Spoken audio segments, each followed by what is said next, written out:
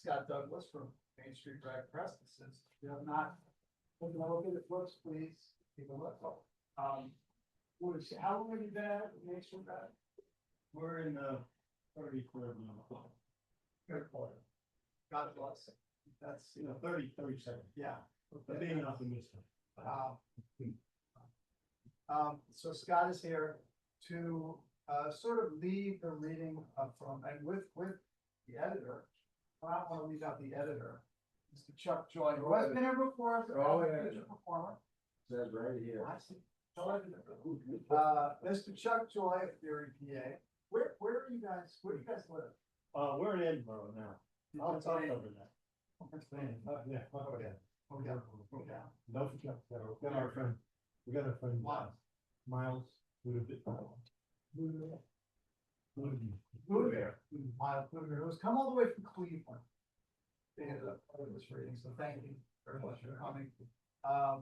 Chuck and Scott are going to tell us more about the anthology. We're going to have a few of the poets read their work, the anthology, in different manners. Chuck and I are going to try something a little different than we usually do with our poems.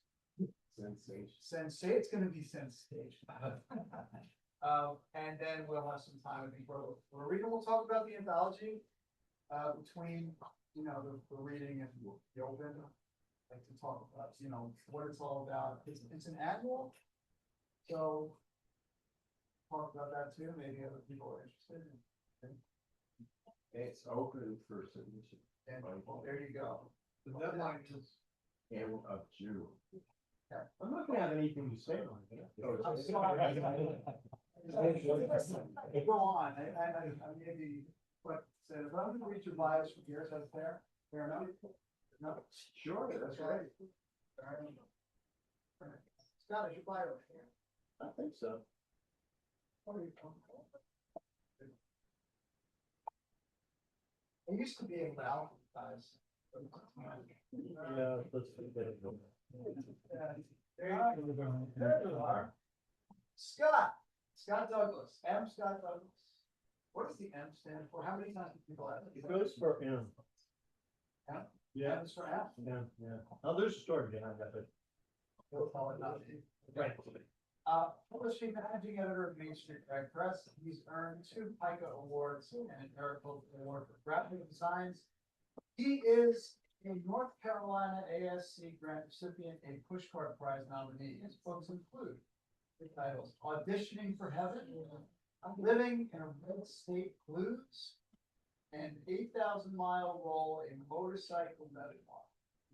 Scott and Chuck Joy. Let's see, I've read a number of Chuck Joy bios in my time. You'll enjoy this. I'm gonna enjoy this.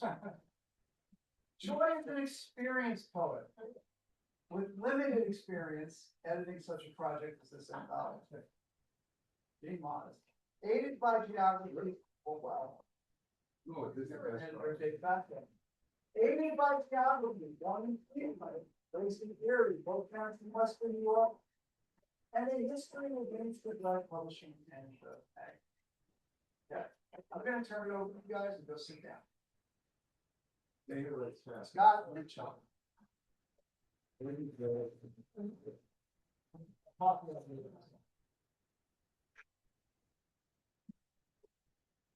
Everybody here?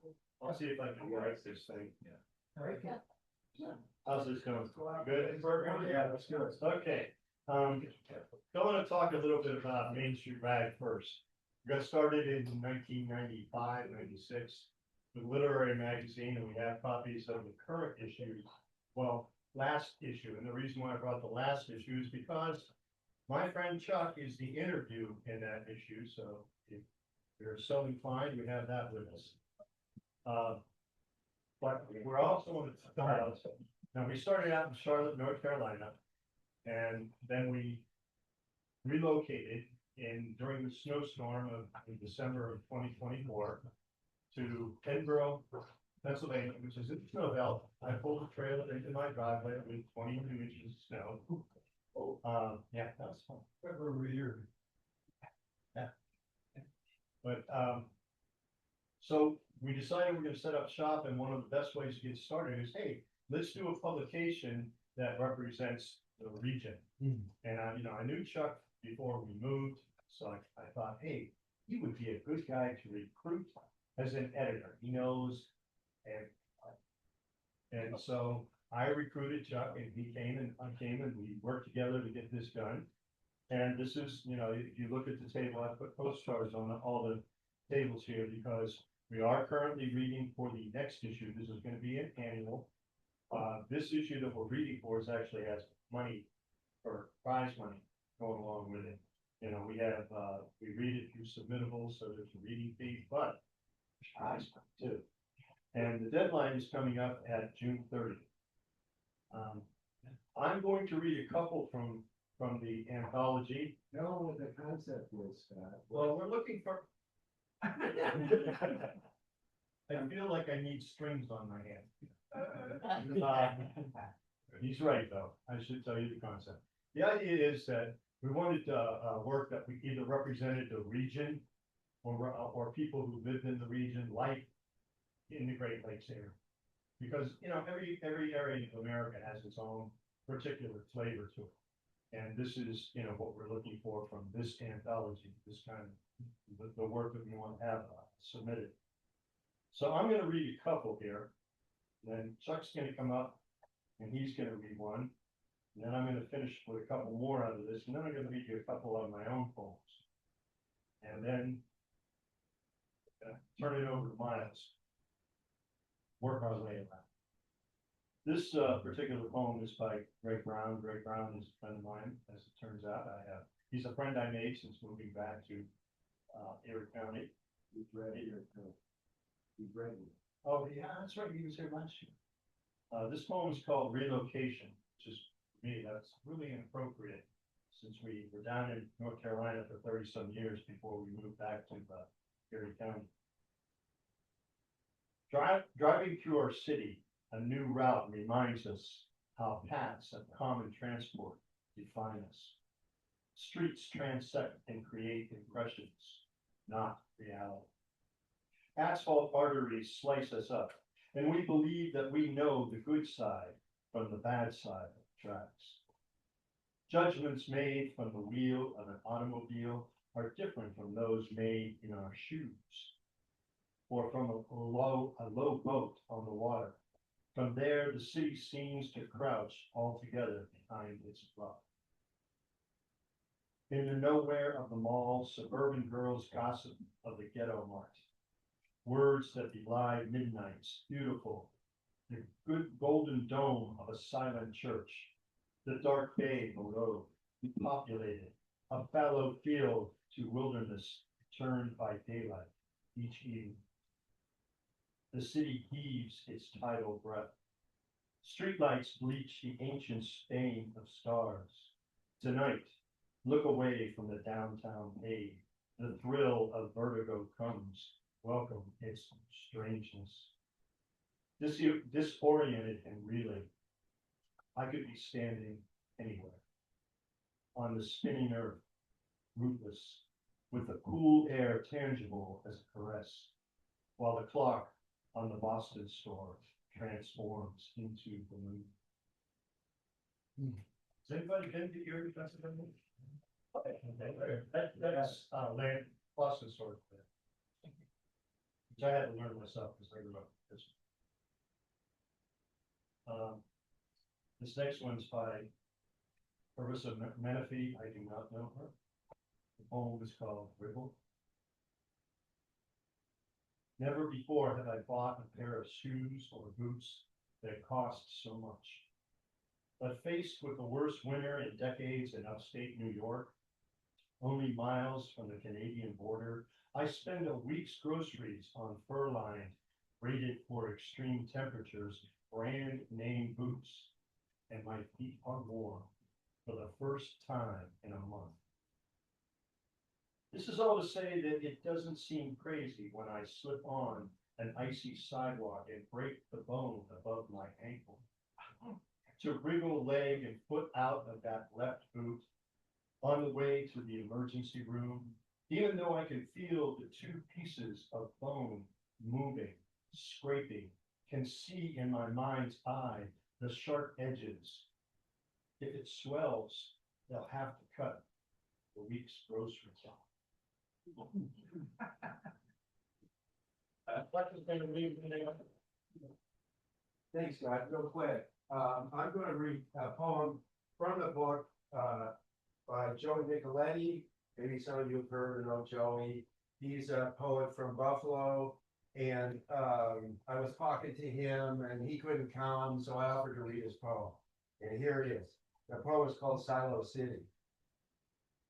April, the moon takes a knee on a rooftop.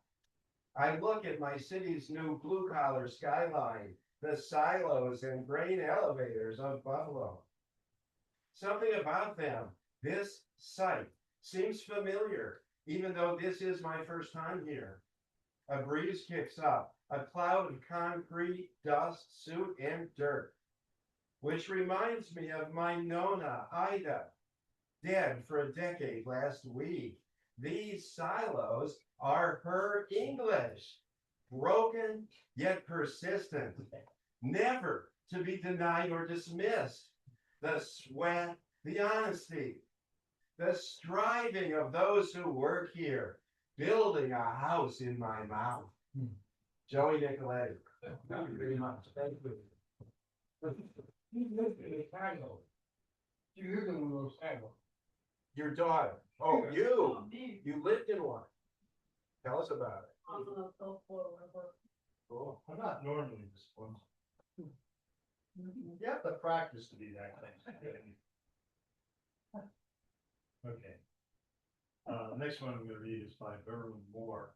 And, Berwin lives in Erie also, and I selected her poetry book for publication out of a contest we ran. And 2 weeks after she signs the contest, I went down in Charlotte, and I rode a motorcycle up, and we met at a coffee shop up in Erie.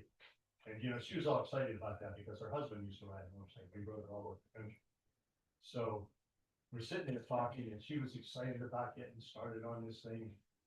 I just got home, and she says, Scott, I won this contest, Kansas City, University of Missouri, Kansas City. She won that contest. And she said, what do I do? I said, well, winning a contest has money associated with it. You take the money. So they did. I went to AWP and the editor and publisher comes up to me. She says, I can't beat that contract. Are you crazy? There's not a lot of money making poetry. You don't let people make it when they can. Anyhow, Berwin is going to be one of our judges for this issue, the one that we're reading for right now. And this is called MS. It's for David Lane. MS stood for Mary Shelley, or Magnetic Storm, or Mackerel Sky in Mississippi, or Malfeasance at Microsoft. The mothership sank. Mother Superior scoffed. The mystery shopper slunk among swayed mules and mauve sheets. Megastars slung mud. Miscreants smudged murals. Such mindless moose twits, as if a maelstrom of slurs and mean tones mangled Mahler's Sixth Symphony. Metrosexuals mimic Mona Lisa's smile, moan at muscle shirts. Students muddle manuscripts, sorry for Ms. M's multiple sclerosis. Miniskirts seduce money spinners as mothers spit. Mongrels snarl. Mendicants swoon. Men shrug. So mind your manky spirit.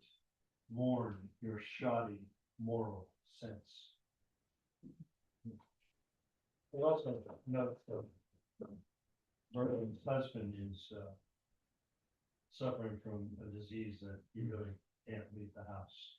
So she is pretty much a shut-in, taking care of her husband. This next author that I'm reading from the book, and if you want, I'm on page 141 if you want to follow along in your copies. And if you don't have a copy, we have them for sale over here. If you pay cash, they're only $15. Okay. That's my salesman. Okay, this is Lisa Wiley, who lives near Buffalo. And this is called Cardinals on Carl, a duplex. Which really should probably be read by two people, but I'm gonna try and do it solo. It used to be the German side of town, roadside memorials full of balloons. Makeshift memorials, deflated balloons. Now the one route Meals on Wheels needs us to drive. The only route Meals on Wheels needs us to drive.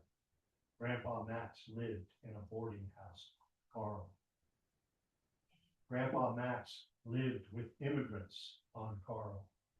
We make 3 deliveries on his block. Walter, Thelma, Johnny on his block. A pair of cardinals crosses our path. A pair of cardinals traces our path. I wait to tell my mother till we get home. Wait to tell my mother till we're safe at home. I used to be her father's side of town.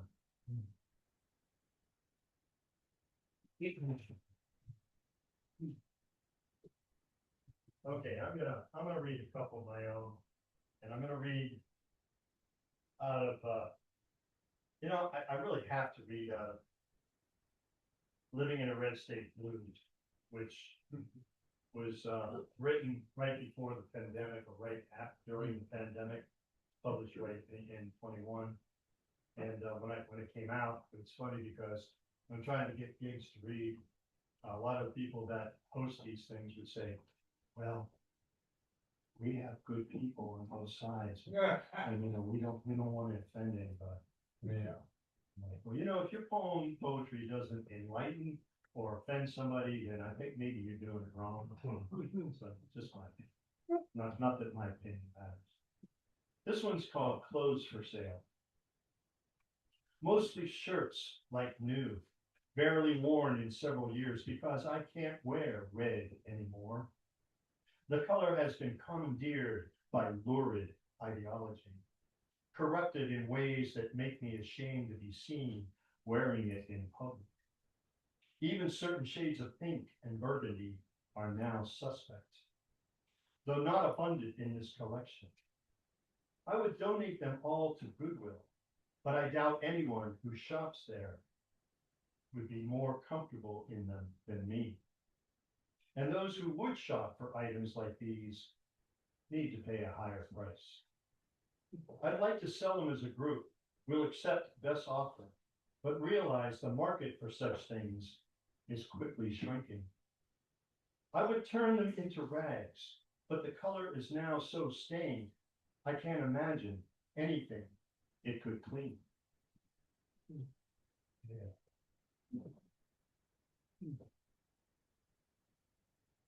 So, one of my favorite poems out of this book, like I said, I ride a motorcycle. The title of the book is Living in a Red State Blues, and of course, now I can't find the poem.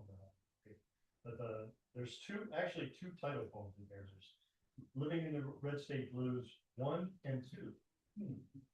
You're getting a number 2. And it starts with an epigraph. People are crazy and times are strange. I'm locked in tight. I'm out of range.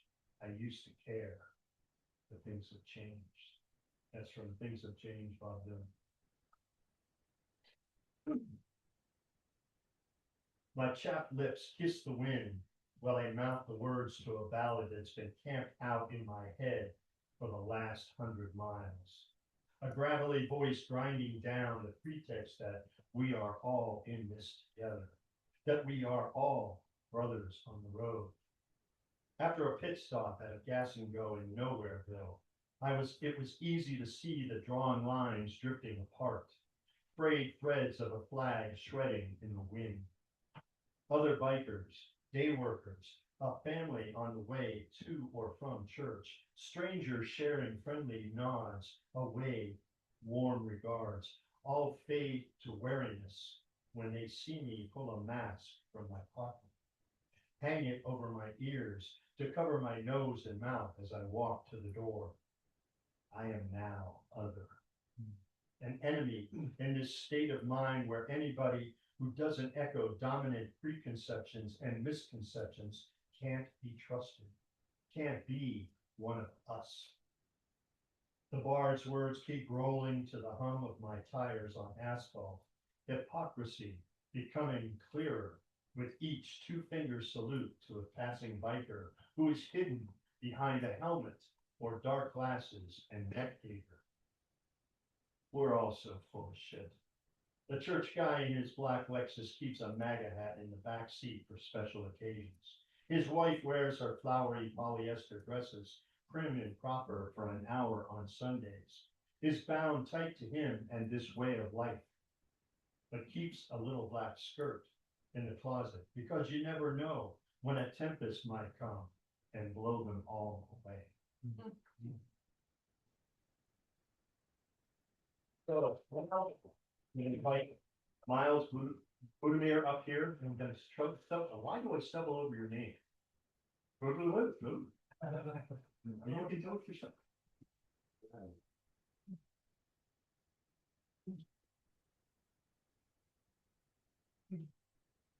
Thanks, everybody. Thanks, Scott, George, and Chuck. So I'm gonna read a couple of poems as well. Gonna do things a little different. I'm gonna read the one in the anthology last, I think. We were talking, I'm like, I think that's a good send up. I'll read some newer things and some things from some books of mine. Let's do this. This is kind of a newer poem.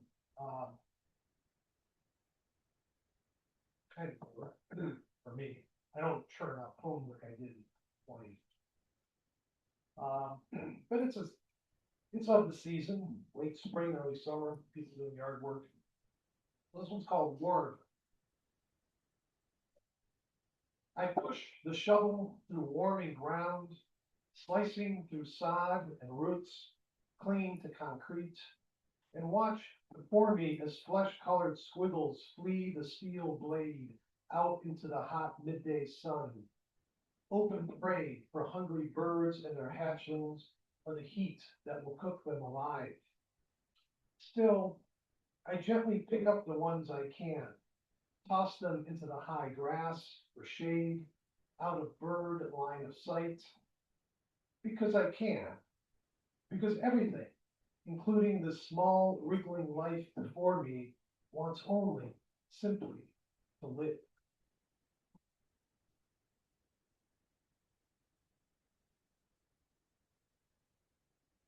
Right. So I'm going to read from, I think, two poems from this new little chapbook of mine that just came out this year, in January, actually. It's called Nowhere to Go But Everywhere Travel Poems. And it's kind of a manuscript I had running for many, many years where I'd write poems from on the road or on the, wherever I was at. I was inspired by something then and there. So, and I noticed after like 10 years, I'm like, oh, this seems to be kind of, there's like a theme here. So maybe I can put this together or something. So I did. I was fortunate that it was published by Roadside Press earlier this year. So I'm going to read, let's see, I'll read this one. I don't know how many of you know or follow, but right now there's the World Cup is going on, the big soccer World Cup. And there's a lot of teams there from the US, obviously, and big countries to countries with like 100,000 people. People have to go, where is that? Like, where's Cape Verde? Off the coast of Africa. Yes, it is. On the west coast of that. They won today? What's that? It only beat Portugal. Did he win today? Oh, I don't know. But they tied Portugal, right. or Spain. Spain, yes, they tied Spain. So if they do nothing else, they tied Spain at World Cup, and that is going to be like, that will be enshrined on temples and everything for like generations. But anyway, one team that's there is Bosnia and Herzegovina, which is part of the old Yugoslavia, which is where my family is from. If you've seen it in the news lately, it's so wonderful to see these people that are just joyous that have come here. They just sing and They want everyone to just kind of join them, and it's just wonderful. So anyway, this is the poem I wrote in the capital of Bosnia and Herzegovina, Sarajevo. And I was there many, many years ago, and well, here's the poem. Sarajevo, 4 times now, right time. What can I offer you? Dull pearl in your shell of eternal granite, with your muezzin calls and pealing bells, your tattered Haggadah and shepherd flocks, your pearly white grave markers lining the hillsides like spilled dragon's teeth, tired of new beginnings, tired of the assassin's language, his mesmerizing poetry, the waltz of death. Displaced bit actors and dreams of madmen, eyes as blue as a Bosnian winter, words as smooth as silk, from which we weave many colored scarves of red and yellow and green, balm for your beautiful wounds.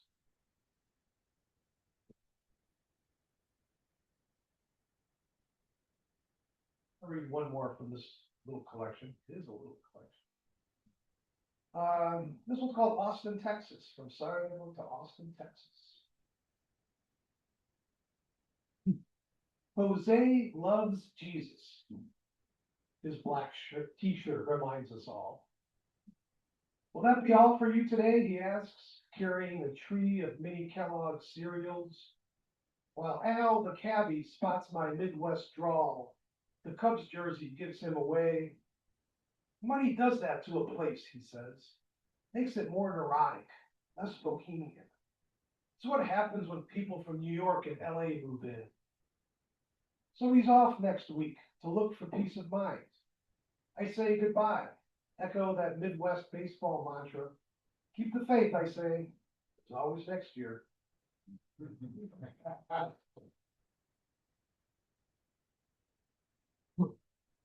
There's always next year. All right, I'll read a couple more from here. I'm already doing it on time. All right. No one's, I haven't seen any sticks being used.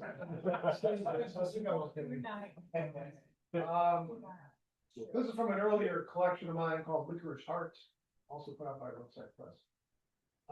Let me maybe 2 from this. All right, here's one. This one's called At the Flea Market. The Sikh woman looks out from her stall over boxes of DVD porn.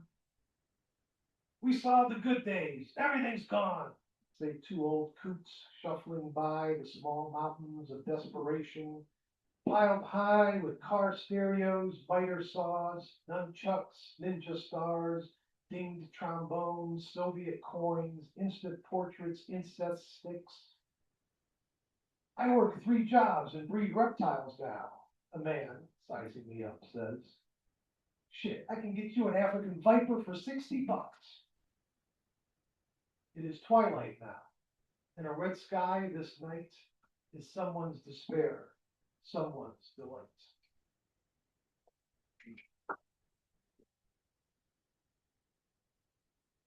All right. I think I'll read this one too. My apologies to Uncle Walt Whitman. This is kind of, this form is completely ripped off from his famous poem, I Hear America Singing. Everyone knows that. Great poem.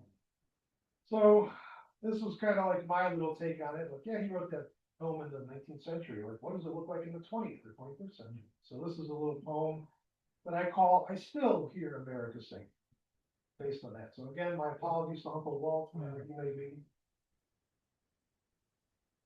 I still hear America singing, different versions of those very carols you heard, those of the nameless office worker in the ever-dwindling great paper shuffle, the security guard stoic, dreaming, scratching his lottery tickets while watching over the company's fortunes, the Walmart greeter singing greetings with the blast furnace melodies of still silent valleys fresh in his mind, the homeless man playing for a cup of warm soup, a hot sandwich, a bottle of Thunderbird, the stockbroker, what belongs to him, the coffee slinger, the whiz, burr, steam of espresso machine comforts, the meat packers and slaughterers singing their melodious Spanish at the mouth of the great river of Big Mac Dum, the idol star giving it a shot because yes, Andy, you were right after all, when we turned your hunch into an industry, but also the tired flight attendant flying to the other side of the world, where I hear her singing too, her electronic assembly workers in blue Smurf uniforms, wrists grounded, her furniture assemblers, her government censors, her ship deconstructors wielding welders, pliers, and hammers, her Nike shoe gluers, her baseball hat makers, her primeval forest woodcutters, her rice farmers, tea pickers, and the mother and the wife and the girl born into brothels and not, and all the young fellows hungry and not, singing their siren songs.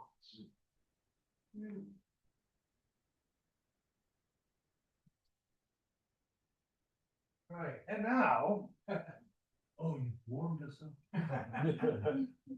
boy, I hope this doesn't let you down. No, this is a wonderful collection. I've read through it, actually twice, I think. And, there's some wonderful work in here, so I'm honored to be a part of it. The microphone from the book here for the collection is called, Lake Erie Beach, Late Summer. Waves lap the shore as a monarch floats past, and cicadas send forth their love calls. An old white couple fix their falling beach umbrella, while a large family, women in Islamic headdress, stands by the shore taking selfies. Boys playing soccer in the sand, shouting mashallah. What does this blue inland sea of ours say to them?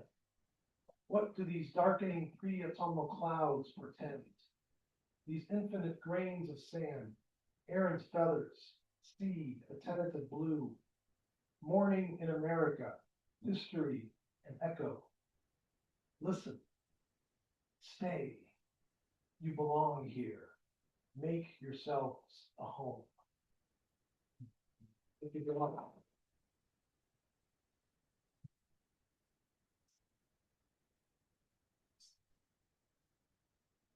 It's Chuck's on that team.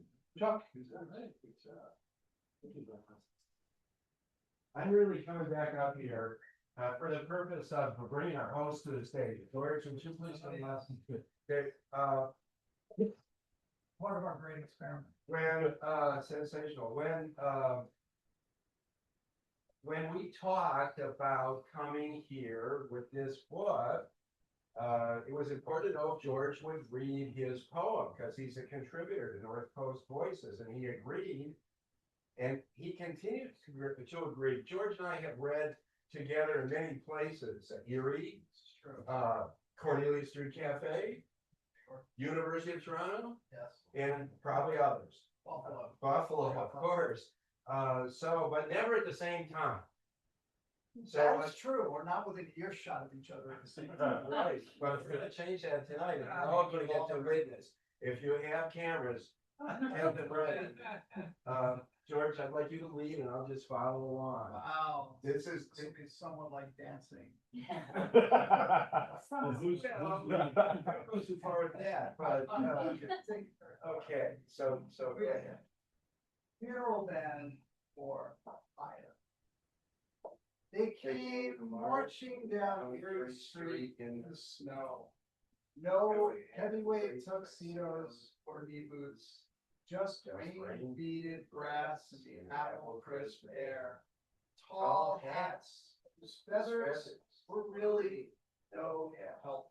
The major yelled something in Creole French, loud enough for the Quebecois to hear. The trumpeter strutted into, "Hear my God," and rubbed his hands together between the rivers. Trailing at a distance was the great lake second line.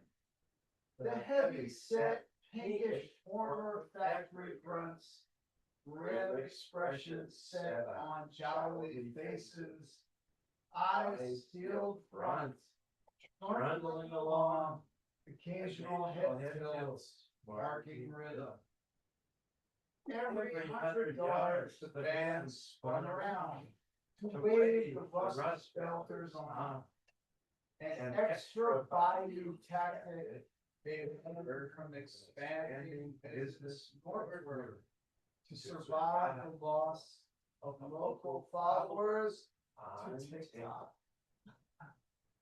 In the flake, it dies in the twilight of a December night, when taciturn folks continue dying alone. They turn onto the street where the valley ends, playing on a lie away to a Mississippi of shale. Thank you.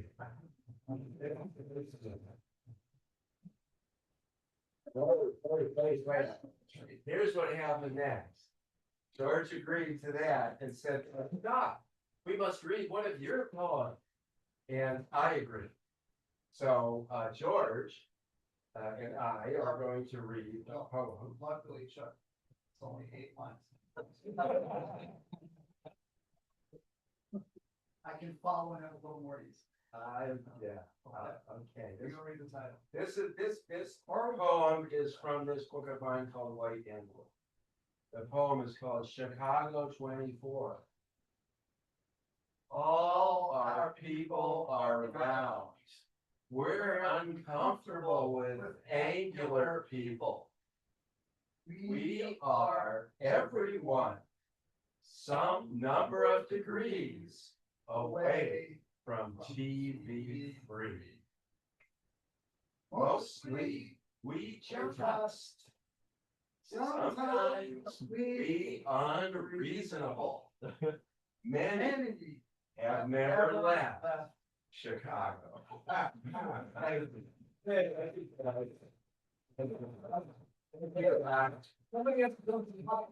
You got more to read there. Can I get you guys up here to answer some questions? Okay.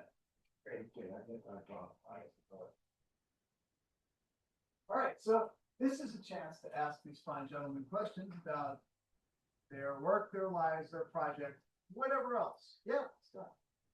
Do you want to read that intro first? You said you wanted to read that. That might tell a little bit, but give them fuel for questions. Okay. But you're, yeah. Let's do it. Let's read it. A person doesn't get to read a preface very often, so I'm going to take advantage of it. This preface is called Maiden Voyage, a preface to this anthology. When M. Scott Douglas asked if I would edit this anthology, I was willing, although I had never edited any project approaching the size of this project, so it was all new to me. Maiden Voyage. I brought a beginner's mind, not always my most comfortable position. I was surprised and pleased how enjoyable I found the opportunity to receive so many poems from so many poets. I say thank you to all who submitted. My editorial style is strengths-based and inclusive, and I was happy to accept all the poems I could within the space available. I was fortunate to be working for Main Street Ray and benefited throughout from Scott's experience with and collaboration on such a project as this anthology. Not only were we able to agree on all the choices with a minimal amount of friction, we approached the task with an energy, heart, and determination I recognized as remarkably effective and comfortable for me, resembling somewhat similar but unrelated processes in other non-literary fields of endeavor. Selecting the 5 prize-winning poems was a particularly creative and collaborative aspect of our work together. Thank you, Scott, for your partnership as well as your patience with such a rookie as I. Your experience publishing poetry in books and the anthologies provided a firm place to stand, and your ability to predict patterns to this project before they occurred rivaled the forecasts of any weatherman. Born in Cleveland, raised and based in Erie, both my parents from Western New York, and personally active around the regional poetry scene since 1980, I initially proposed we limit the submission invitation to poems from and about the area along Lake Erie, from Buffalo to Toledo. Much to Scott's credit, he agreed, with some visible reluctance. And much to my credit, as submissions arrived at the rate he predicted, I agreed with him to enlarge our geographic area of interest to the entire American shore of all the Great Lakes, the North Coast. The result you now hold have the potential to hold. Please be sure to hold. You can hold. Take a look. See if you recognize. There's a lot of Buffalo people. The result you now hold, a poetry version of the Great Lakes region. Its water and weather and landforms and forests and cities and people and attitudes presented in lines of words. Thank you, Greg. Thanks. I have a question for you, Chuck. Go ahead. If you could add anything to that preface now, what would you add? Well, I think I said it all. And it's important that you ask now, Joe, because I moved on. So when Scott says we, he doesn't mean me anymore. So the benefit of this is, remember about the submissions? Remember you were going to say a few times about the submissions? Submissions end June 30th. That's what you need to remember. I also have a submission, which I could do as the co-editor. So this is a great opportunity. Does that answer your question? Yes, sure. Do you expect the next one to be as long as this? Quite long, with 2020 I think it's gonna really depend on what we get submitted, as the guy who's like the referee, and I'm sending these on to the editors to read and score. We've only had about 100 poems submitted. There are 110 in that document right there. So really, it's gonna come down to what gets submitted. This time, we're probably gonna include some images. We've had a few photos and a few paintings submitted to us, and we're trying to find places for those. But yeah, the goal is to try and keep it at about that size. And this is gonna bring out the publisher in me. Okay, there's a reason for that. It has to do with shipping packages. And when you ship one book, like our magazine is in the neighborhood of 128 to 132 pages every night. And the reason why is because that's how much will fit through the little slot that they say you can use to bulk mailing. Which takes the cost of shipping from $5 per book down to about $1.60. See, that's that I tell people that poets have no idea about numbers. Being a poet, I am a poet that can count. So, you know, it is about numbers sometimes. Now we hope right now we don't have enough submissions to match what we have right there. But we also have 2 weeks, and we have new people and all your friends. And we have postcards on the table with a little QR code you can click on, and it'll take you right to the submission form. And if you don't like QR codes, and I understand people have feelings like that, just go to Main Street Ready Books and find the anthology, no trouble. I think I actually helped you out with that because I think it's on the back of the card. Yes, it is. It's on the back of the card, if you will. Type it in. Tell me where to show. Surely people have not run out of things to say about the Great Lakes. Right? Of course they have not. No, I think sometimes it's marketing. It's not,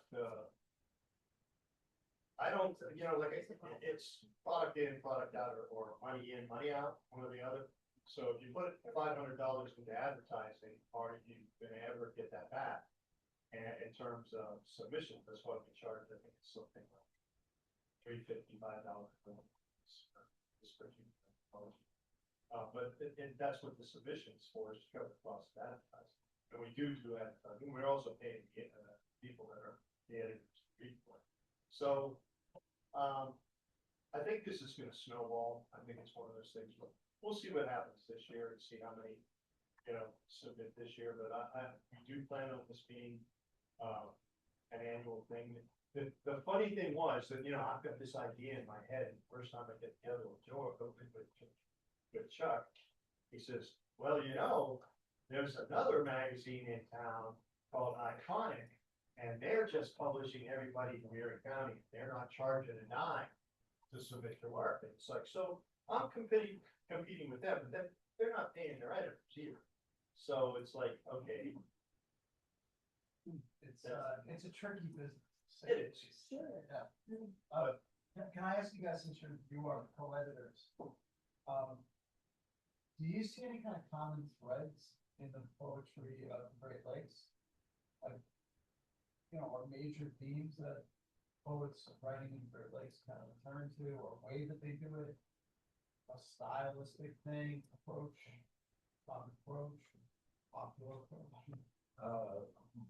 Yeah, well, I would invite anyone to comment on that if they get a feel for the book, that the entries or the contributions are very individual. There's a lot of personal experience involved. There's poems that feature mental illness, that comes to my mind, and the people helping them. There's poems about Cedar Point. In fact, at one point, the co-editors discussed having the book sort of titled or the cover having to do with Cedar Point as the emerging fact of the Lake Erie part of it.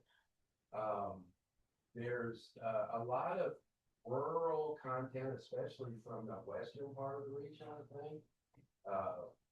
There's a poem in there about the whole history of a property, I think in Michigan, that belonged to these people, and then they sold it, and then it got torn down, that kind of history. That's Ohio. That's Ohio. That was one of the ones I was actually, Yeah. Homestead. Yeah, that's great. But yeah, when he mentioned about Cedar Point, I thought, well, that's a little too focused, that everybody knows what Cedar Point is, and what the other thing too is we're trying to find artwork for it.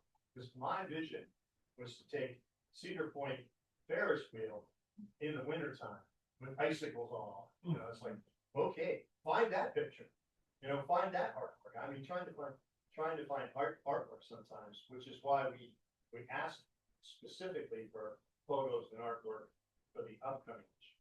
Because of why I did that graphic, and we don't want to be doing that in we want something that's going to be more indicative of the area, maybe a specific area. And I've gotten quite a few photos so far that I really like. But you can see that there are some, it's a broad spectrum, because we're not necessarily saying that the work has to be specific to any particular area, but we want it to be from people who live in that area and share the experience of living in this area. And a lot of it, for the first time around, focused on the beach. You had people that focused on the beach. Cedar Point was brought up several times. There was hunting, there was the winter, the snow. Obviously snow is going to be dominant in this region. It's part of living here. Other one stuff was solar eclipse. Yeah. The solar and weather. We had a few films about that. Good questions. You guys are anxious to read the film. Well, I have, but there's, if you get this sort of regional anthology in Yes. We, you can look this up, there's a magazine down there called Cackalack. And Cackalack was from Cackalack is kind of, like if you're from North Kakalaki or South Kakalaki, it's kind of a joke. And so back in 2006, a good friend of mine, Richard Taylor, and a couple other editors got together and they started this. And I used to be a production house. We printed them, we bound them, well, these hands, printed, bound, designed, we did everything. And so we put it out for them. And then, you know, like I said, poets and money. And they never quite made back what it was possible to do this. So they closed it, and then 3 years later, I'm like, well, we can't, names on Cadillac. We can't let that go. So I said, you're gonna turn it over to me, let me do it. And I did it for 3 or 4 years, but one of the original staff was a lady by the name of Ann Kayla, and she was, helping with the editing on it, helping with the design on that. And I realized that, you know, really this is her baby. So I just kind of said, hey, look, you wanna take this over? And, you know, she has her own publishing company too, we still were producing it, but she was doing the design selection and all that. And let me tell you, the selection aspect, if you're managing all that, you got 1,500 submissions, which is what Cadillac did. That takes time to sort. So, yeah, I did it down there, and that's one of the reasons why I thought, okay, we're gonna model this on Cadillac. And, you know, maybe we'll get to that, I don't know, we'll see what the turnout is. How many people are now gonna submit? Alrighty. I have a question. When you're reading, one of the most important things for you, as you sort through things, I read for River Herald Review, and, when I talk about a contest, sometimes it takes like 3 years, and then all of a sudden you get a, that's what River Herald Review, I should say, gone from getting about 600 submissions a year to, close to 1,000 in 2 years. So it is something, you know, but like, I think about this all the time when I'm reading, because I, you know, find these poems and there's something about the idea of a poem that you really love, and something about it is just so flat-footed. You can't say yes, but what kind of things do you look for to balance that? The first thing I look for is, you know, like, does the poem speak for itself?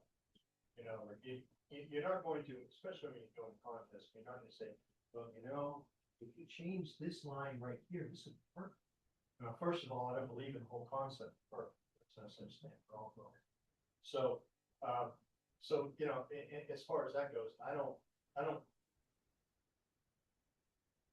I'm looking for the best quality work that we have, and I'm looking, okay, which pertains to the topic, or, you know, right now, we have 2 anthologies that are active, and hold the third one because just we're not getting any submissions. But it's, I'm looking for theme, I'm not trying to look for connectedness, because I think when you go and you take the best work that comes your way, you know, I'm a roller coaster guy. So, you know, some of it's gonna be dark, some of it's gonna be humorous, you know, it's gonna take you on different turns. I don't think if you try to read it for a specific theme, you're only gonna, you know, it's just, you gotta mess your head up. You just take the best work that comes your way, and that's quality points. I don't know any other way to say it. You gotta go for the best quality and hope that it meshes together. A lot of people go and they say, okay, well, this one here, because it matches up well with this one falls out. Again, how crazy do you want to make yourself? You know, I believe in keeping it simple, because if you keep it simple, you're gonna, you know, so if you go and you pick up a magazine, 99% of what's in there is alphabetical. Okay, same thing for our anthologies. Put them in alphabetically because, for one thing, it's easier to find. For another thing, it's easier to set up. you know, as the guy who's the graphic designer and setting these things up, you know, I could spend 2 or 3 weeks doing this, or I could spend 2 days. And to me, since Main Street Rag has published over 1,500 books since we've been around. And if I'm gonna spend 2 weeks on one book, yeah, I have to be able to put a book together. Sometimes I put both books together, 2 or 3 in a day. So, you know, anthologies, my magazine, I'm just starting to put it together this morning. I'll have it together by the end of the week. You know, and edited and ready to go press. Amazing.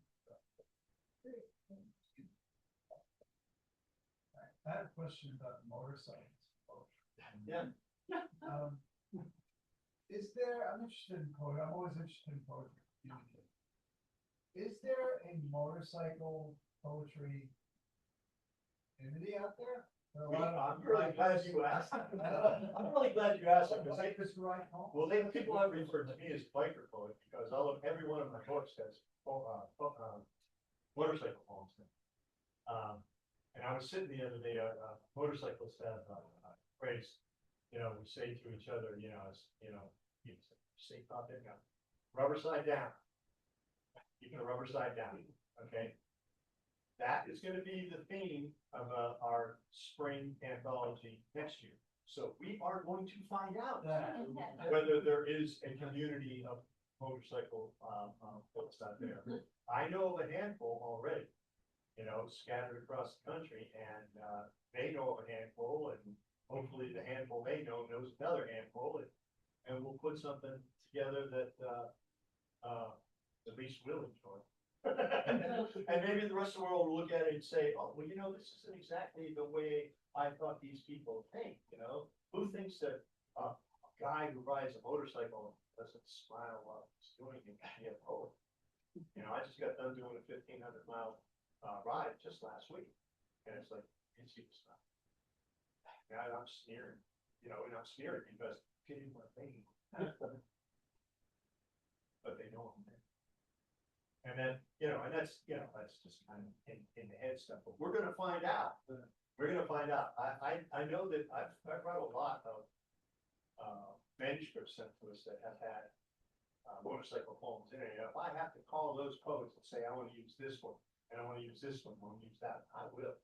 Because I know that I published whole manuscripts that were motorcycle poems. Now, they didn't sell them, but, you know, maybe we need to put something together that we can sell. I'm assuming this means that you at least got the idea, maybe you put the poem in your head while riding. Oh, the one that I read? Yeah. Oh, that is a minute to minute. I'm working those lines through as I'm riding. And I get back home and I'm like, Yeah. I gotta get this down before getting it. That poem, and several of the poems that are in, Living in a Red State Blues, they were written on a motorcycle ride. That, you know, one of them, I did a ride out to California in fact, and, I'd get done and I'd have 3 poems in progress when I got to my hotel, and I was sitting, write this down, I can't forget that. You know, you get it down and then you get it, or you get it on the computer and then you work with it later. Don't forget those lines. Even today, I forgot to know.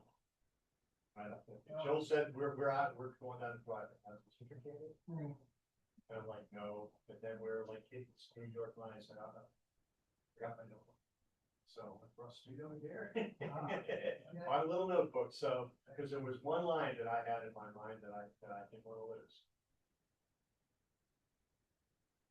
Guys ready to read? I think. Guys ready to read? Yeah. We're ready to hear your stuff. Thank you all. And we have books and magazines and toys. You know, there's toys. Did I mention the toys? I'll see. All right. No, actually, I bought one. Oh, you did? Oh, Yeah, thank you.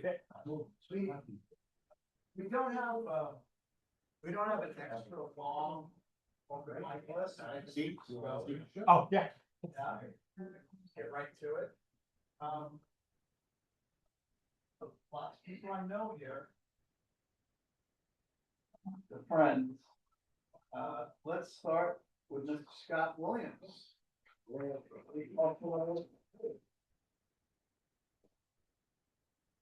How many can we read? 5 minutes. Okay.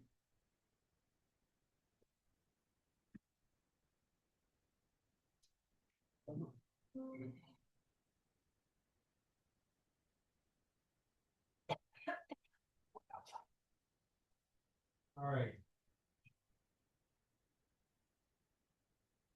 Divide one of my form really quickly a while ago, sitting down there.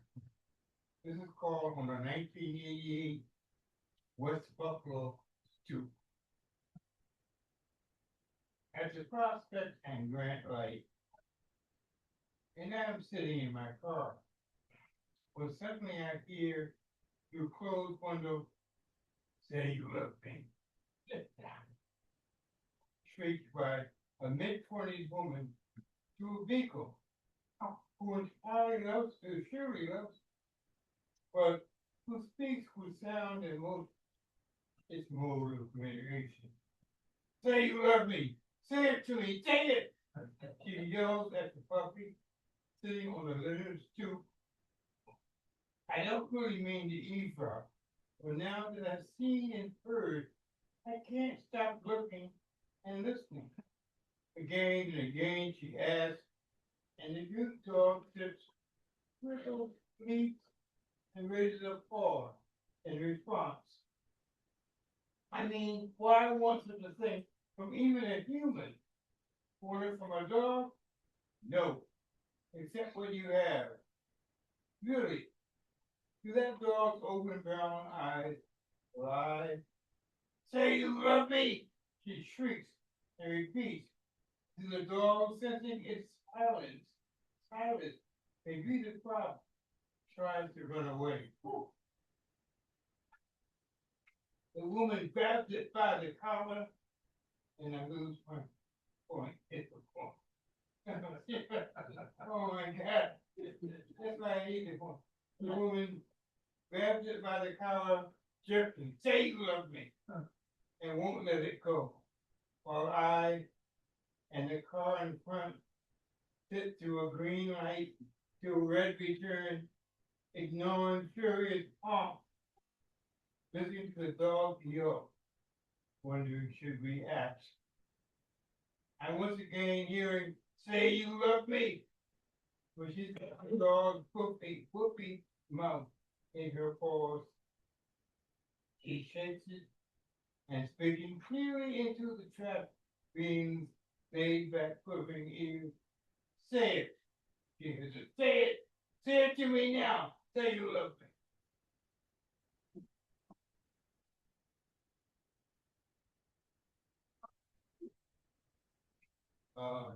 This week I had a 1953 jazz tune, which I love. I absolutely adore. I couldn't get rid of it. I painted a picture of it. I wrote it. I tried to play it for piano, do it, because my hands don't reach as far anymore. But I did write this poem about it. It's performed by the Cannonball Adderley Sextet. The musicians, if you know jazz, were Cannonball Adderley on alto sax, as well as Nat Adderley on cornet, Joe Zawinul, the Austrian Joe Zawinul, on the piano, who wrote this tune, and Roland Hayes, and I forget who else played on it, but that's about enough. Jive Samba is the tune. It wasn't a desirable depression. He got used to jiving, and not the lady's reaction to his pattern of movements and need to dance below the Adelaide border. Unchanging direction of footwork, when embarrassed by her drumbeat, some rejection or loss. Still Zawinul jive locked in. Yet when she said she loved his Latif, oh yeah, Yusuf Latif is saying the truth. When she said she loved his Latif, Joan and Hayes in Rio bounce and bounce and bounce again, and frowned in joy and fell down, and did show a sign for pleasure. Jive sound.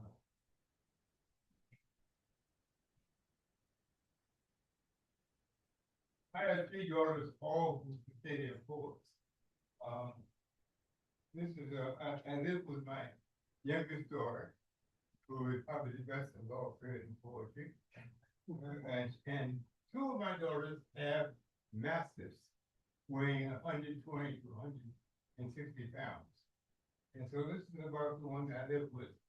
It's called A Big Dog's Rhapsody in the Night. It's after Mary Oliver's poem, Little Dog's Rhapsody in the Night. Sleeping near his mistress, my upward rhythmic retarded tromp creaks the stairs to the inner door.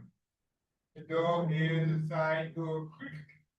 Noisy tumblers and smell of feet herald to the dog a friendly invader. I am Tenpin to the grand dog, Master's judo tail.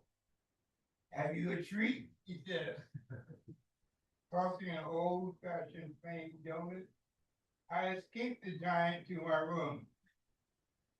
Open up if you love me. He whimpers at my closed door. The man that ignored turns into a whack. Bang, bang, bang, open up, old man. Once inside, Ludo sniffs for a donut as I sit on the bed. The heavy cheek rests near a pocket on my lightweight dress pants. Thick drool sinks through to the knee. Weighing down the bed, he couples against my back. Turning over, 4 paws in the air, he says, "Play with me now." With a massive voice, I say, "Ludo, go away."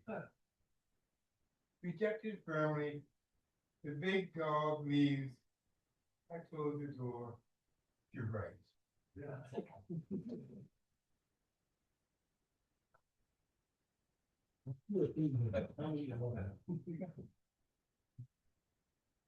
Thank you, Scott. Maybe we should get a mastiff Yeah. series. Put in the corner.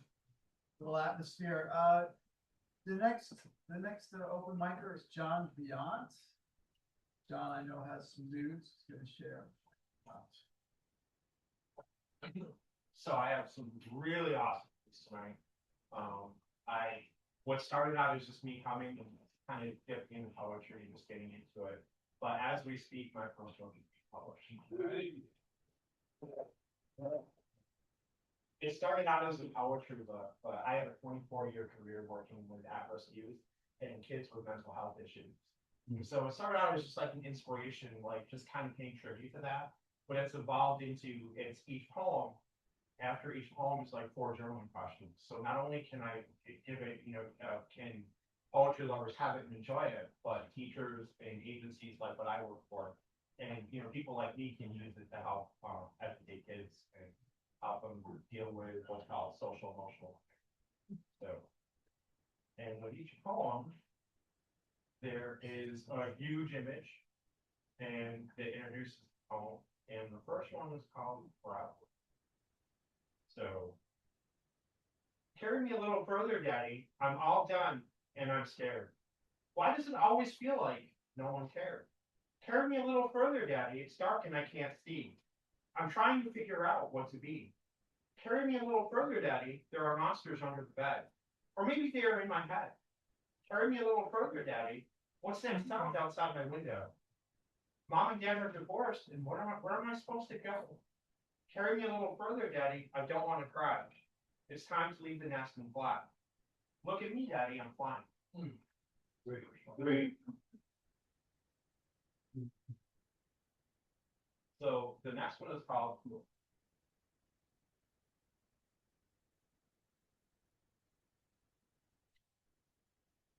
Innocence defined, then spoiled by negligence. Angry child, yelling, screaming, running away, hating all. Wait, now comes love, listening and caring, learning and growing, then going home to be with a loving family.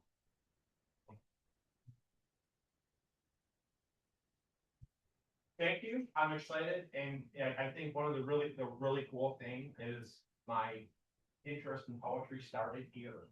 And just see where it grew into is just fascinating, and guys, I will be submitting one. Oh, the name of the book is called When Emotions Break Through and What Kids Feel But Don't Say. This isn't the book jacket, but this is the title page. Thank you. And now a returning poet, someone we've read of course many times, Linda Mills Wolfie.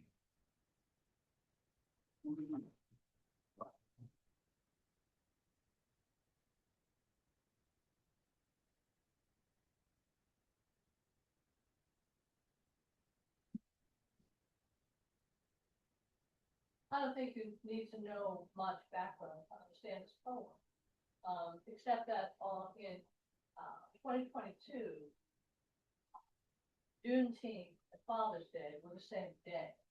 And this poem came out of an experience my husband and I.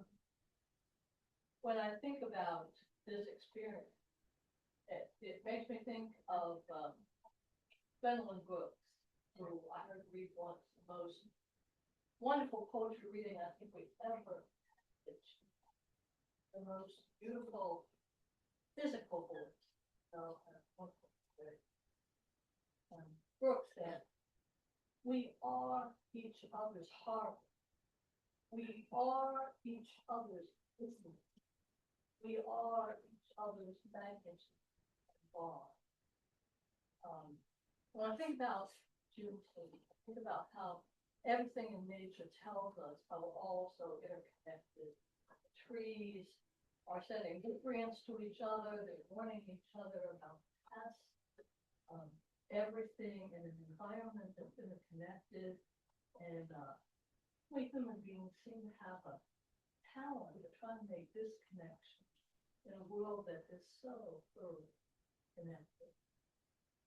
But as Brooks reminded us, we can't live for the battles won. We need to live in what she says is in the world.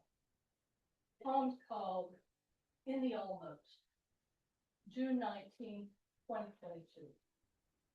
We follow a bridle path as it snakes through a wood just coming into its prime. White pine giving way to hardwood. New fallen nurse logs trying on their first moss, lichen, thunder. Purple banners of grass wave from the edge of a pond where a man kneels, pack up his fishing gear. His hair, face, hands are dark as ripe seeds, or the rich loam that feeds us all. Intent on his task, he doesn't hear us coming. Not wanting to startle him, we wait till we're sure he sees us. Greet him quietly, search for neutral ground in our shared weariness. Weighted by histories our pale skin bears like smallpox scars. His brow smooths as we ask, "Did you have any luck?" He shakes his head. "My buddy did. Caught that. Good size. Not me. Lots of fish in there though. If you look in the shallows, you can see them." As he leaves, he wishes us happy Father's Day. We return greeting, but I want to ask about Juneteenth. To wish him whatever you wish on a holiday so filled with pain and jubilation. But I just let my smile stand. As my husband heads for the next fork in the path, I loiter at the edge of the shallows. The fishermen have pointed to. Watch the wind reach under the water's surface to ripple feathery green foam of something I can't name. A lone bass glides out from under lily pads, sides shimmering, rich brown shadows sliding effortlessly over the suit. For a moment, he hangs in the water like a frog. Then, tail tip of one pectoral fin flashes as he ripples out of sight.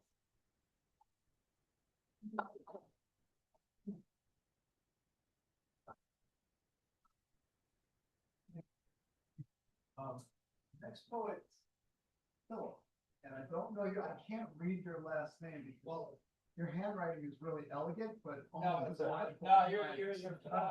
fine. No mulligan, everybody.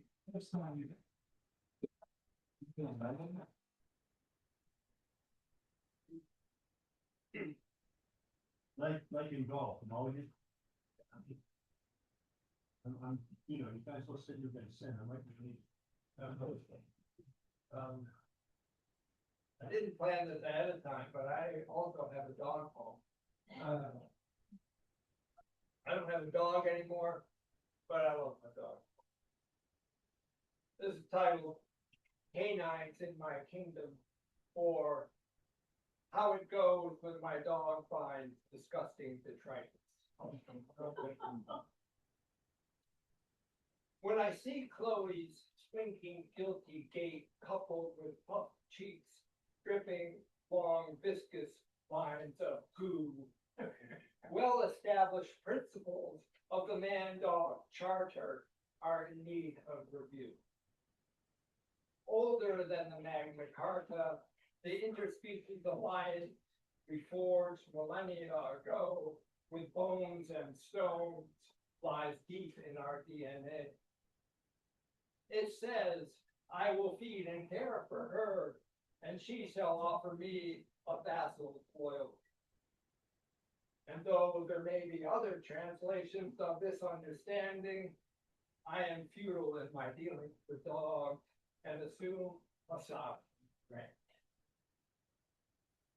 Right now, my one and only subject, my dear docile dog, would like to hide, but 5 paces between us renders her dingo brindle coat helpless camouflage from my stare.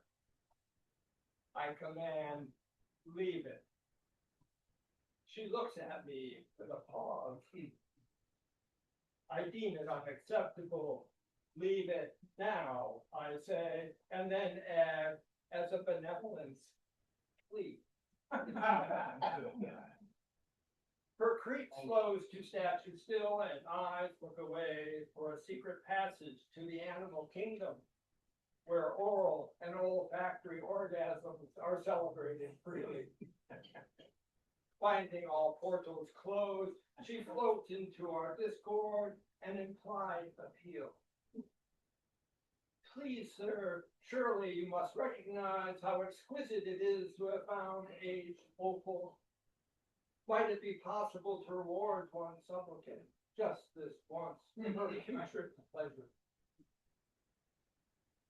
Sometimes it's hard to think of myself as a king. Prefer to say it's love that binds us.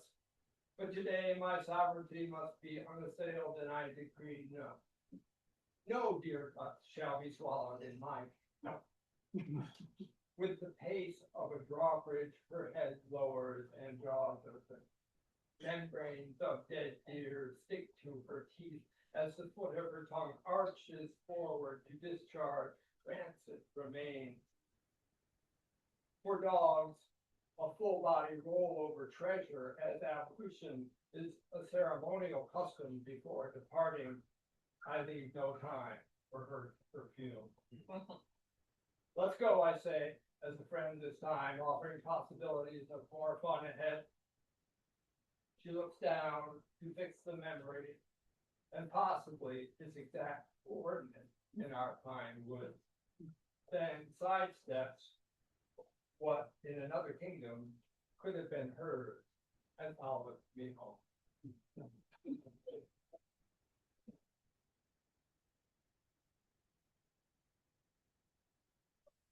Thank you. I was gonna say, before I bring up the last performer of the night, this is my dog. My little dachshund. Oh, Yeah, she had some awful in her hair. Today we realized she was dead, and that's pretty bad. You know, they do eat disgusting dead things. But then as I was coming here, I was almost late today because I was walking through my living room and I looked in the little sunroom in the front. And I saw a chipmunk. And I thought, that's not a live chipmunk, but it was a live chipmunk walking into my sunroom.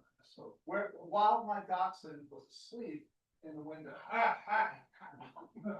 and then suddenly the dachshund went, oh, the nose went up and, yeah, so and it just raises the question, would it be worse for her to have a live thing in her mouth? And I think I'll go get it. Chipmunk escaped, by the way. Chipmunk was. So, that's my contribution to tonight's open mic. And now the final performer of the night is Gus Boras. Oh, wait, who else? Did we solve the deal? Yeah, You Bill didn't, said he was gonna go you there. didn't, right, you're not following that, that's gonna. Oh, I'm not Oh, following. you're not. I know. Right. We arm wrestled for it, he lost, so he got. Bill Waterhouse, everybody. Bill Waterhouse.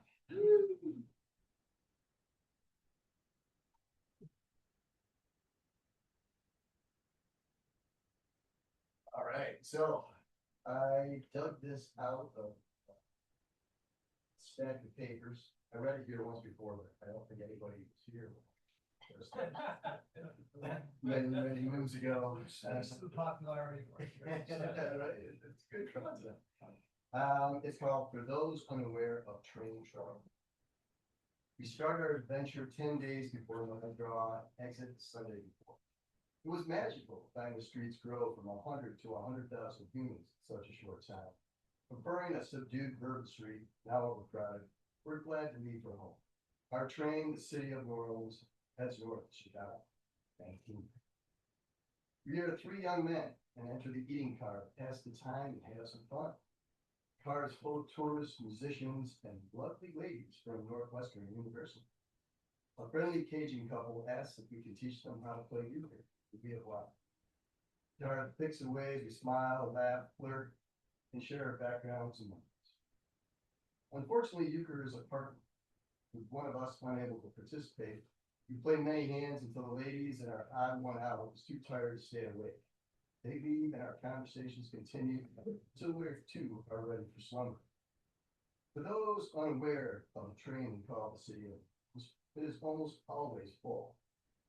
We established seats before moving to the eating car, but our seatmates had now made beds of the adjoining seats, so we need to explore to snore. We move from rail car to rail car, each with no seats available. Until we find a car with many empty seats, and amazingly 2 seats across from each other. Those unaware of how to survive a night in coach class, this is like hitting the line. Morning light pours in, and I sleepily look outside an established location. Those unaware of train travel, it's nearly impossible to know where you are. So I fall back to sleep until the conductor walks by, hits us on the head and says, "Where are you boys heading?" Which we reply, "We're heading to Chicago. Wake yourself when we get there." He replies, "This train isn't heading to Chicago. It's split in the middle of the night." Oh. For those unfamiliar with train travel, they split trains sometimes in the middle of the night. This is the only car on this train. We're heading to St. Louis. Groggy with hope that he's messing with us. We pop up and walk to the front and see only the back of an engine. Walking opposite shows only sunshine and tracks or the cars. Our third wheel, our luggage, and our hope are heading to Chicago without us. And until I see the arch, just believe we are heading up different steel rail river with our friend oblivious to what has happened to us. From here, the experience quickly dissolves into a real life trains, planes, and on. Inside the train station, we ask when the next St. Louis train will arrive in Chicago. Arrival time was less than an hour before our next leg heads east towards home.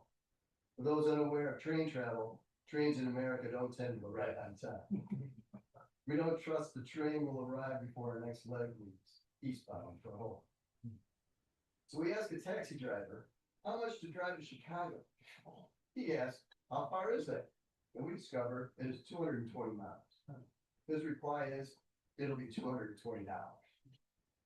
We decided it may be best to rent a car and asked Mr. Taxi Driver to take us to an agency. Inside the downtown office, they tell us they don't do one-way rentals, only at the airport. The taxi's glove compartment has a sticker on it that says airport, $16. We take inventory of our monetary situation, $20 and 2 American Express cards. We ask the taxi driver if he'll drive us for $10, to which he replies, tell me your story one more time, I'll take you for $10. We take a short drive with him laughing and slapping the steering wheel to our account and depart with a good luck guys while we enter the sun-soaked airport. In the basement, we walk to the rental counter and ask for a one-way automobile. Smiling faced woman says, that'll be $49 with a $149 drop-off charge. We've moved from $220 to $198 and we're in an airport. The suggestion is made, we're gonna drop $198. Let's see if we can fly. Upstairs, the counters are sparsely manned, and we fix on one attendant. We look up at the flight board and notice Chicago, CXLD, no departure time. Scratching our heads, we ask when the next flight may be leaving. And we learn all the flights to Chicago are canceled. O'Hare is snowed in. We sit down in defeat, thinking, even if we get a car, we may not make it. Can we make it to the train? And decide we waited out at the to see if the dish is clear. 90 minutes later, a group of people rush toward the counter. We get in line and wonder what the price will be. The one behind the counter tells us $44 each. And we depart for 45 minutes. Boarding the plane, we become aware of ourselves. We are unkempt and ruffled. For those unaware of train travel, nobody cares what you look like on a train. Strange looks from fellow airline passengers. We keep to ourselves, whispering how lucky we are to be flying to Chicago and soon to be united with our fellow travelers. O'Hare brings the next step we just go on notice. Where is the train station? Friendly attendants tell us to take a 1-hour subway ride downtown for $1 each. With previous food purchases in our taxi ride, we have $3 remaining, so our luck continues. We tell a couple of our adventures, they laugh, and bid us a fast reunion meal. We depart the subway and walk to the station, knowing we should find him before he finds us, as he has all our baggage, memorabilia, and next flight tickets. We search the entire station, unable to find him. For those unaware, train stations can be difficult to find who you're looking for. So we head to the bar where we all ate lunch on our way down. To see if he's there, no luck. So we return to the station for one last try. On our second search, we remain unlucky and do what we really don't want to do. We page him and await his plan. Soon he's walking toward us with 3 large duffel bags over his shoulder, looking like he wants a lot of answers and no mood for friendly banter. Stopping in front of us, he drops the bag and yells, "Where the fuck have you been?" My cohort points to a St. Louis Cardinals cap. Airport purchase says, "We went to St. Louis." He's not buying it. Replies, "You did not. You jumped the train with those Northwestern girls." Yeah. Pulling the plane ticket from my pocket and slipping in his hands, I say, "I wish." They split the train in the middle of the night and we went to St. Louis. He bursts out laughing and we are reunited for our last flight. He accounts his side of our disappearance. We tell him of our multimodal group backing. We board the eastbound train with little fanfare and sleep almost the entire trip. Arriving to lake effect snow and smiling friends, glad to have friendly people along the way, willing to help those who are unaware of train travel.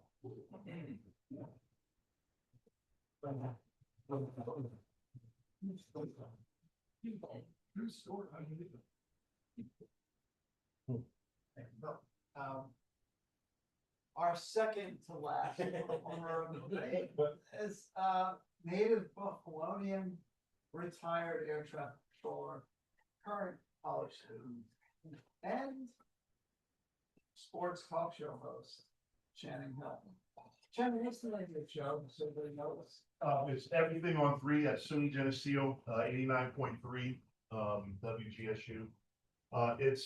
We do sports talk radio, or not really sports talk, it's Buffalo, but we don't talk about other, we do. I don't know how we've been together and have not talked about the New York Knicks winning the championship. Yeah. But we'll get there. We'll definitely get there. Yeah. So yeah, George said everything that you need to know about me from the back there, front end. Back end stuff, this is my first time reading, here, for George. Did I mention first time? I know, you know, this is my first time and, this is a fresh egg, just been cracked. I've been working on it since the last time we're here. George put a challenge out to me to write something. This is just what's been in my space and I'm just writing it, getting it out so it can be there. So it's untitled even. That's that. There's at the end, there may be some pauses. So at the end, I'm just gonna walk off and just, clap in. There's no dramatic ending at the end. If, the only thing in this poem that you may not know, if you're not familiar with Star Trek and the Borg, you may, who knows about the Borg, who knows about Star Trek and the Borg? Those that don't talk, they're the ones that do. If there's anything in the poem that sparks your interest or gets you happy, this is normally what in the middle, and that would be able to allow me to go on it, at a pace. So here we go. They told me getting saved meant surrendering. The freedom meant that freedom meant becoming more like them. Speak the way they speak. Wear their names. Pray to their image of God. Cut away the resemblance of self until the reflection becomes acceptable. Assimilation. A polite word for disappearance. Because on the slave ships, assimilation was never called violence. It was called civilizing, conversion, order, chains wrapped in scripture, whips followed by sermons, a cross in one hand and a ledger in the other. And somewhere between the auction blocks and the plantation chapel, a new theology was born. Obey, endure, be quiet. Wait for heaven. They beat the drum out of the African and then act surprised when the soul stops dancing. And the cruelest thing about assimilation is that it doesn't always show up with the sword. Sometimes it shows up with a smile, with a choir, a shiny suit and tie, and a polished sanctuary, where everybody looks holy, but nobody looks free.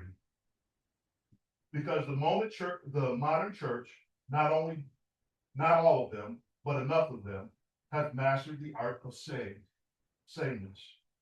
Same language, same politics, same acceptable suffering, same sanitized Jesus, who speaks more about comfort than liberation. And if your culture enters the church too loud, too black, too ancestral, it gets edited away, assimilated. Like the Borg, empire whispers softly, resistance is futile. The Borg doesn't hate you. That's what makes them terrifying. They simply absorb you. Your uniqueness becomes a resource. Your identity becomes part of the collective. Your memory is uploaded into the machinery of the hive. Isn't that what chattel slavery was all about? Not merely controlling labor, but consuming personhood. Take the name, take the language, the God, the drum, the story, history, future.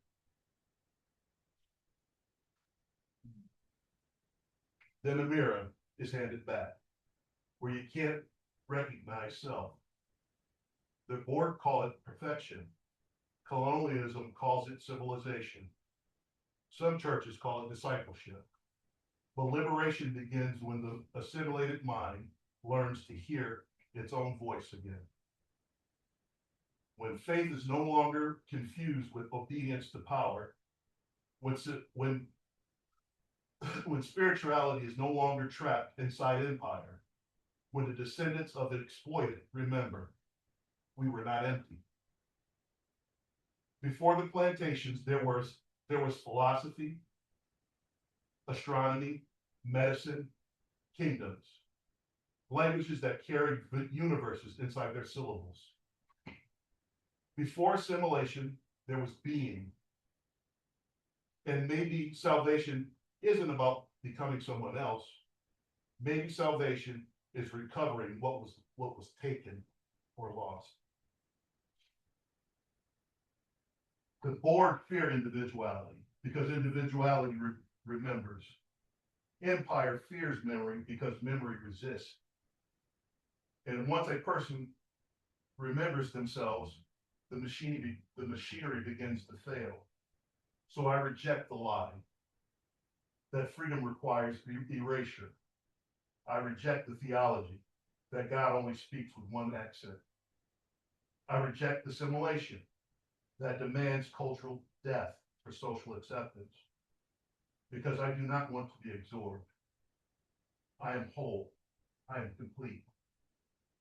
Resist.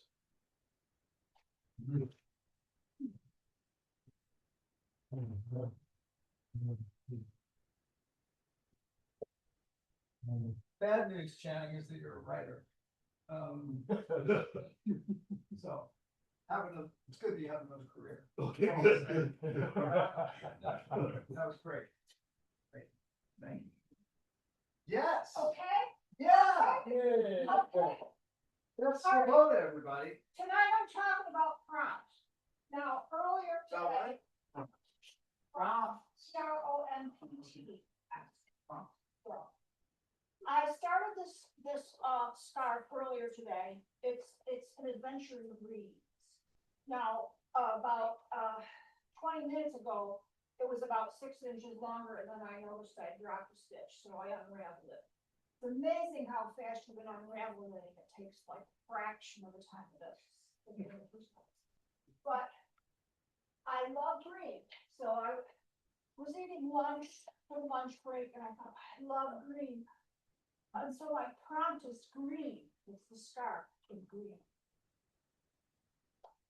And I even have a new book. Okay. Green.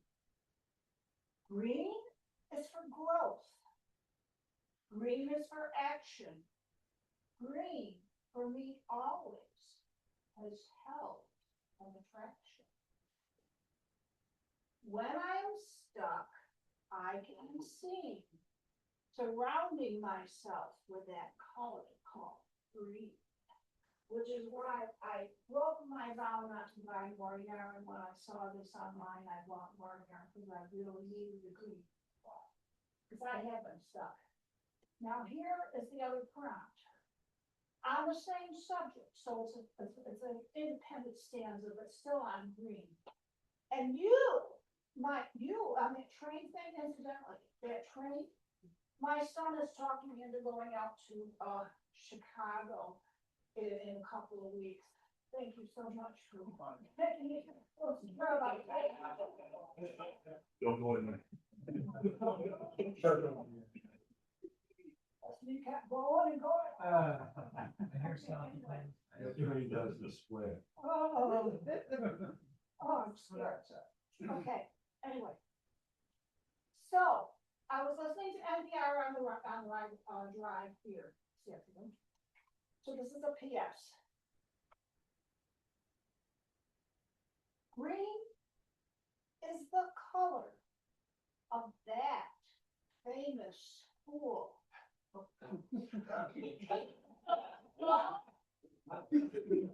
Mother trumps Trump. That is so cool. I couldn't help it. I thought, should I be political or not be political? But I thought, I don't care. I don't care. Whatever. Usually what comes out of my mouth, I have no control over anyway. Okay. I have one. You do? Sometimes my mouth gets off its leash and shits on the neighbor's lawn. Oh, yeah. Oh, yeah. So. I was listening to NPR again, another couple, probably 1 week ago, and I heard the word Hegel. And I found it such a good word, Hegel. So I thought, okay, what can I learn about Hegel? Hageling, Hegel, Hegel. Bedraggled, Tiana Reimer, rhymes with Hegel. So I'll write about Pat. Pat was bedraggled, he haggled and haggled. Now, before I finish this poem, I want to tell you a little bit about that. Patrick was born in Ireland. So he was born with a gift of gab. And his mother, of course, at a young age, told him to kiss the mommy stuff, so that's all we needed, was a little bit more emphasis on that. Patrick had blue eyes, and he had that dark hair that had the curls in it that makes you want to just go over. Are you coming over here?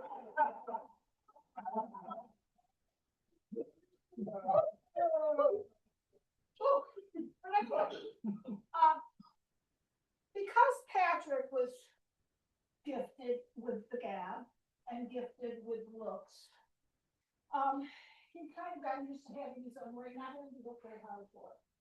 And as a result, over the years, he turned into a homeless person. And he, his luck was not that great. He really didn't have the skills, the money skills. He didn't have it. Because he could always talk his way out of stuff. So that's Patrick's background. And now this is about poor old Patrick. Pat was bedraggled. He haggled and haggled, but it hadn't led to success. He felt so bad that the money he had hadn't bought him a new way to dress. It was dirty and tired, but he'd been inspired to give the thing one final stab. It didn't work out. Yes, there was no doubt he had lost his old gift of the gab. He'd gone to the fair where they sold clothing there. Had thought he could get a great deal. But he left still in rags, with no new togs in bags. He was sad. He had lost his appeal. And that appeal is either way it could be public. That's the fun. Isn't that the fun when you work with words? Like, and then, yeah. So, last time I was there, somebody said to me, "Where is that Beltmarine?" So, I told Sylvia, this is Sylvia, when I got home, she was really excited. And she kept wanting me to practice, but I was too busy with it. So I don't know if this will work or not, but we'll try it. Oh, and I did not write this tune, but I changed the words to fit Patrick's state.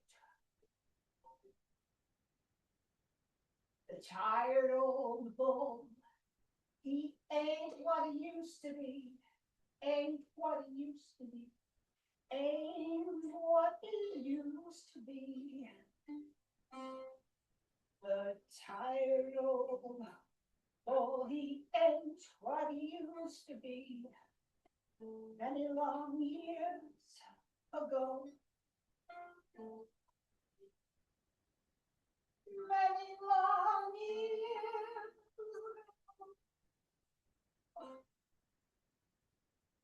Many long years ago.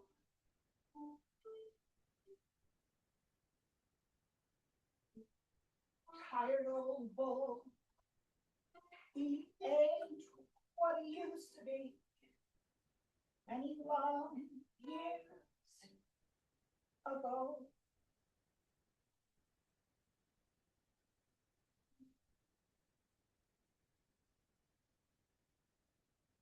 So that's all you get for Sylvia this time.